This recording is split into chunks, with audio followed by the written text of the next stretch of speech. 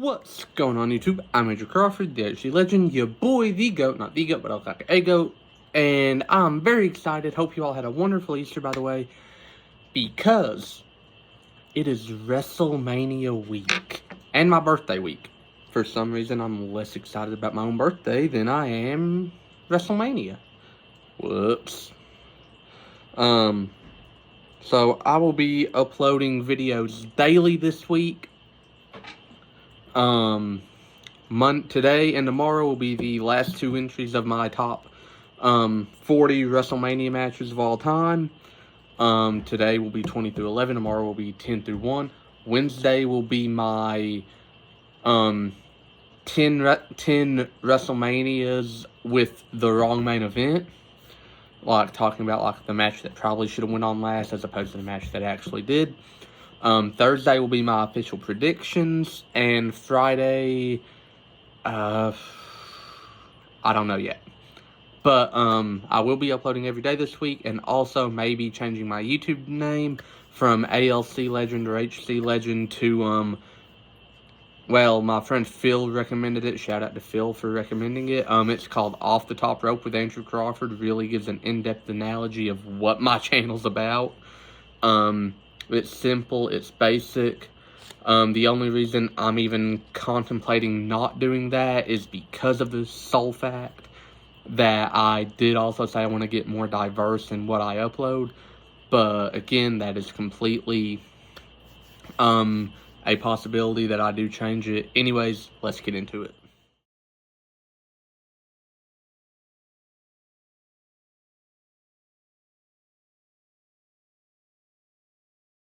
Number 20, we have Kofi Mania. When I say Kofi Mania, everyone knows what I'm talking about. That moment where Kofi Kingston, after 11 years, finally got his moment. And when I say finally got his moment, I mean, for 11 years, whatever Vince told him to do, he would do it, whether that included wearing a unicorn horn on his head. Whatever it included, Kofi did it because he was a company guy. Whatever Vince asked him to do, he was doing it. And if you fast forward 11 years after he debuted in 2019, Kofi was in a gauntlet match with the other Elimination Chamber participants, and AJ was kind of taking it easy on him, if you will, given that he'd already competed a couple times in that gauntlet match. He was on like the third or fourth match, and Kofi like shoved him and said, "Nah, I've waited 11 years for this." And it was kind of a moment of all the fans kind of, he has waited 11 years. We want Kofi. And we got Kofi, and it is a beautiful storytelling at its finest. Number 19, the WrestleMania 2000 ladder match between the Hardys, the Dudleys, and Edge and Christian. This match, little did these six men know, would intertwine them together in some way, shape, or form for the rest of wrestling history. Because I really feel like when it comes to tag team wrestling specifically, you can't mention the Hardys without being like, well, what about the Dudleys? And then Edge and Christian sneak their way in.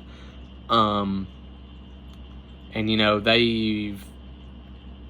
what this match did was it revived what I would argue was a dying tag team division, a division which none of the fans were really enthusiastic with, none of the Vince didn't care. And then the Hardys, the Dudleys, Edge and Christian, they went out there and they decided we're gonna make them care, and they put on the best match of a otherwise lackluster Mania. Number 18, and I forgot to record this one, so I'm going to try to make this kind of quick. The WrestleMania 24 Money in the Bank ladder match. My personal favorite Money in the Bank ladder match of all time. Maybe. One of them. Anyways, CM Punk, Mr. Kennedy, Carlito, Chris Jericho, MVP.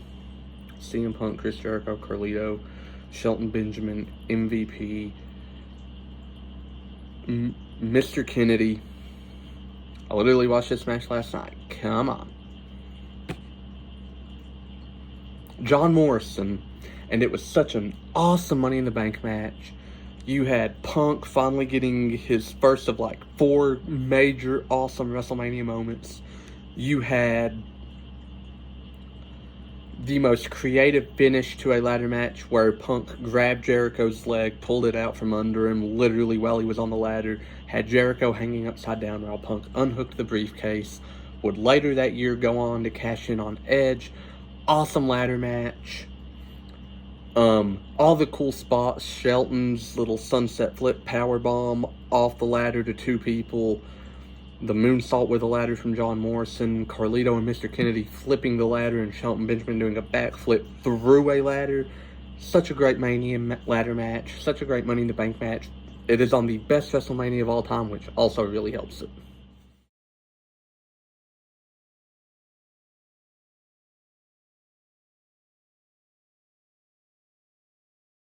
Number 17, and this might be the only... Yeah, it is the only WrestleMania 27 match I have on here because it's the only one that deserves to ever be mentioned when it comes to WrestleMania 27. The Dead Man, The Undertaker versus The Game, Triple H, in what would be round 3 of Undertaker versus DX at WrestleMania. And this was an example of 2 vets that had nothing left to give the business, giving the business yet another gem. Like, in the crown that is professional wrestling history, because crowns have gems, Undertaker's got a lot of gems in that crown, and this feud with DX is one of them. And every time I watch this match, I wince at some of the spots they pull, but I never forget how appreciative I am of what these 2 men did. Just such an awesome match, and we'll get to their rematch the next year in the next video.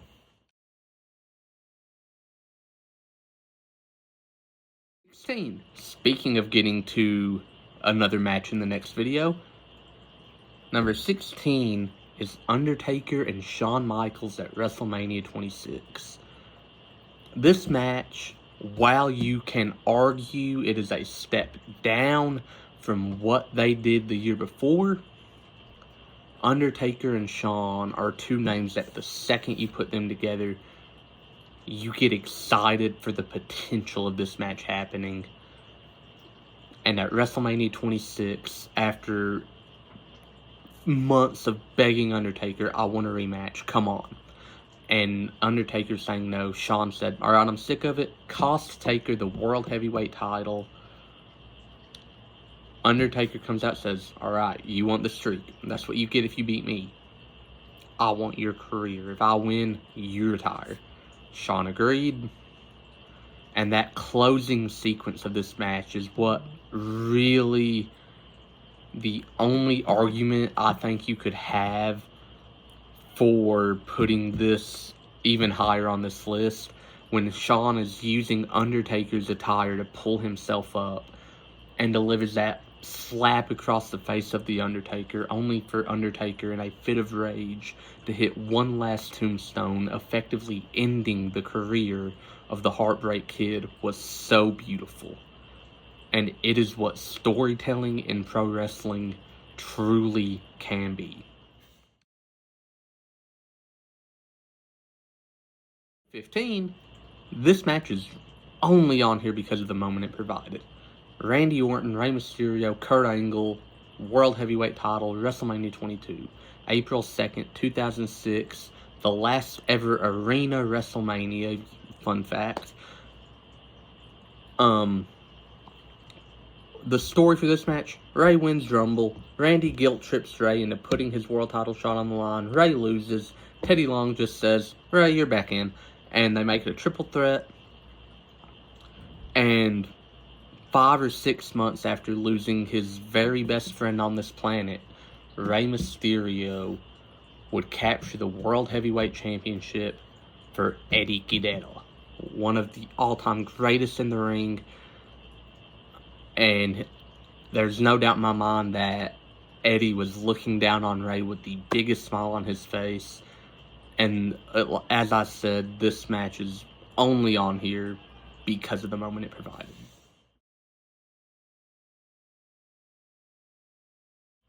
Number 14,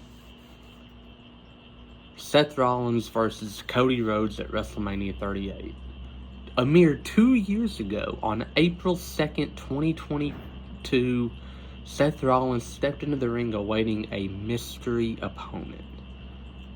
Little did he know, the fans knew, but they weren't truly expecting it. But little did he know, or obviously he knew, but storyline purposes, little did he know that the words "wrestling has more than one royal family" would belt out across AT&T Stadium in Dallas, Texas, followed by "Kingdom" by the band Downstate playing across the stadium. And Cody Rhodes was not only back in WWE, but he kept everything about his All Elite Wrestling presentation, music, gimmick, entrance, attire, everything.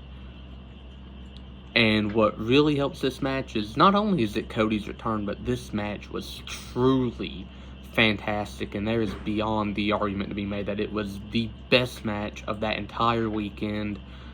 And according to my list, it is. And 2 years later at WrestleMania, they're teaming up to take on Roman Reigns and The Rock. Swings and roundabouts, people. 13, the second best WrestleMania opener of all time, brother versus brother, Hart versus Hart, Brett versus Owen. This match had the story of basically little brother wants to be better than big brother, and it was a beautiful match. In my opinion, little brother is better than big brother, but that's just my opinion. And this match was fantastic. These two guys did what not many people can do better than them. They went out before Madison Square Garden and put on a technical clinic in front of that New York crowd and had the second best match of this Mania, and everything about it was just so beautiful. The ring work, the excellence, and Brett's comeback from losing one match earlier in the night to winning in the main event for the WWE title against Yokozuna was amazing storytelling to an extent. And I'm honestly sad I didn't get to watch this match live, like on pay-per-view. 12, Triple H versus Daniel Bryan. The leader of the Yes Movement was on fire going into WrestleMania 30, live from New Orleans, Louisiana. And Triple H was out to extinguish that fire and end his hopes of sneaking into the main event for the WWE Championship. And with a rabid, and I mean off-the-wall levels of insanity, with that crowd behind him, Daniel Bryan went out there, put on an amazing match with Triple H, where the in-ring work and the storytelling were both pure wonders and works of art, leading to Daniel Bryan winning with that single leg running knee he hits. The post-match beatdown, and as Daniel Bryan was like one-armed yesing his way down to the ring for the main event, with that entire stadium behind him in unison chanting yes, followed by him winning the WWE title and having that beautiful celebration, is some of the best WWE storytelling we've ever gotten, and it's one of the most heartwarming, satisfying, rewarding WrestleMania moments we've ever gotten. And closing out this portion of the video, number 11, my favorite WrestleMania ladder match ever, keyword favorite, Shawn Michaels versus Razor Ramon for the Intercontinental Championship. Now, this is one of 2 more Intercontinental Championship matches on this list. And till the day I die, I will never, ever say anything bad about this ladder match, because when you look at modern day ladder matches, the first thing you say when you tell a fan about it that hasn't seen it yet, that fan will say, how was it in terms of Razor and Shawn levels?